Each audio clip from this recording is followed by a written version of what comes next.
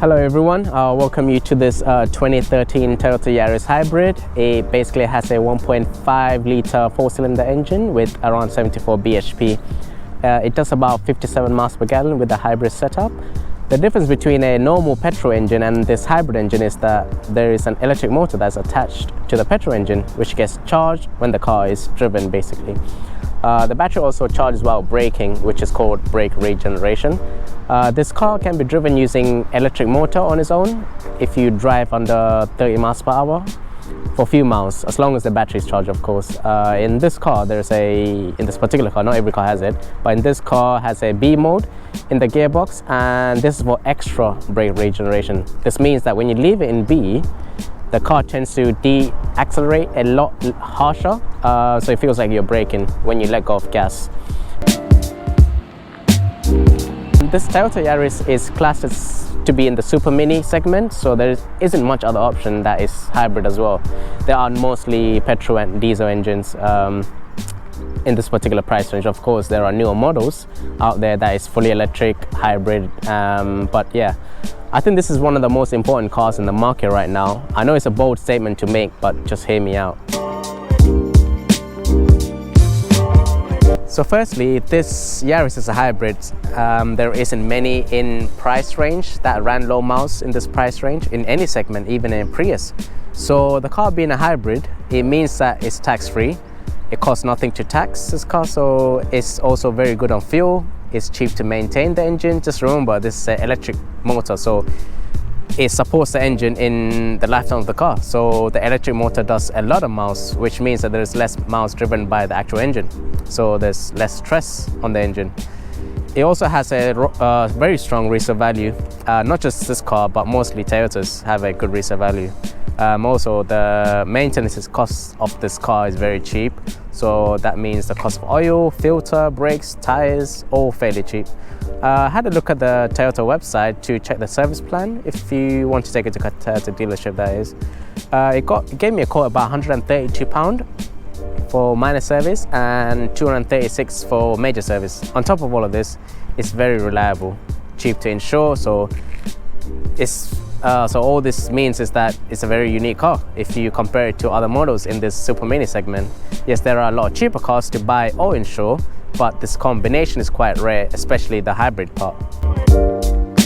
But there are a few reasons why it's not the car that's been considered by many. For instance, it's not the most aesthetically pleasing car to look at, or it's not desirable in terms of its looks.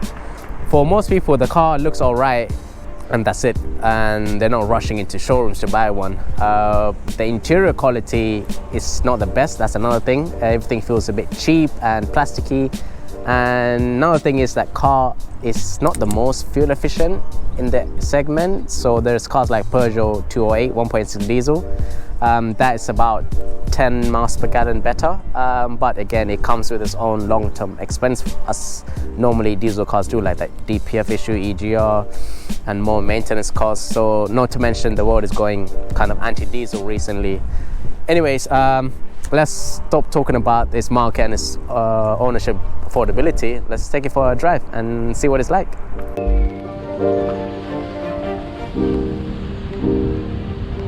The class leading in this super mini segment is basically Mazda 2, which is a lot more fun to drive, and Toyotas normally are not that much fun, but they're not known for being fun to drive, and this Yaris doesn't really correct it, meaning it doesn't feel like that much fun to drive.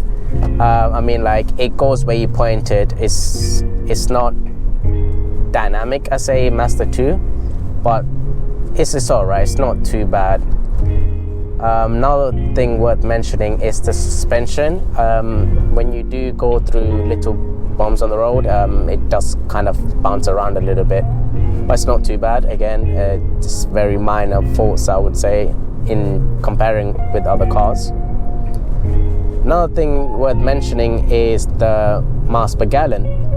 If you don't drive it as a hybrid, so it's a bit different than driving a normal car, you need to be kind of planning ahead when you're braking and things, because braking is one of the ways the battery is charged, so through braking regeneration. So if you can kind of coast, I know it's against what they teach you in driving lessons, but coasting actually charges the battery a lot more. So if you do see if you're going to approach a stop, you're going to stop in a bit, you just have to coast, because that actually charges the battery, especially when you leave it in B mode in the gearbox.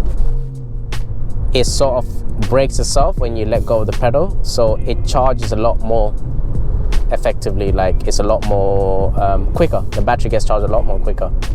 So yeah, there is a certain way to drive a hybrid that is different to a normal car or petrol or a diesel car.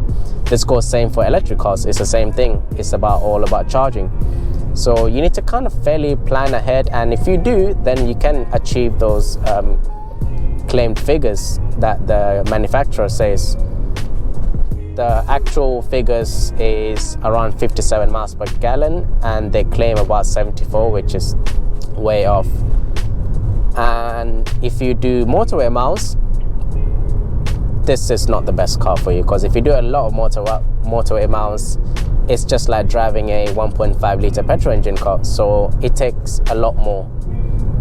Diesel, like a Peugeot 208, is a lot better for long journeys. It does give a lot better miles per gallon. So yeah, if it's something that you're looking for long journeys, this is not the car for you. This Yaris also come in a lot of different variation in engine specs. So they come in 1 litre, 1.33, 1.5, 1.8, 1.4 diesel. So they come in various models. Obviously this being 1.5 hybrid. So yeah, the best choice for this car, I would say, is the hybrid. And I think the cheapest one is the 1 litre one, but the best choice is the 1.5 hybrid, which is what this model is. If you do if you want more performance orientated car, they do have a GRM N model, which is like the hot hatch of this car. But I wouldn't recommend going for the performance model. If you're going for performance, you should look away from Toyotas. Just to summarize, the good bits are that it's cheap to buy, it's cheap on fuel, free to tax, cheap to insure, cheap to maintain, reliable, strong resale value, and it's basically the cheapest way into hybrid technology.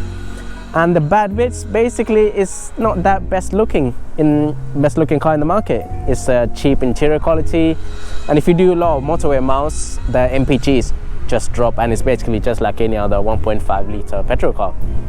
If that's the case, yeah, just get a diesel car if you do a lot of motorway miles. Overall, I think it's definitely worth buying. It's a very economical and a reliable car. It's a good way into the hybrid world. And Prius is a lot more expensive, and this is a lot more smaller. It doesn't cost you much, so it's really a good way to get into hybrid world. And I hope you guys found this video very useful. If you got any questions, just leave a comment below and I will get back to you. Thank you for watching.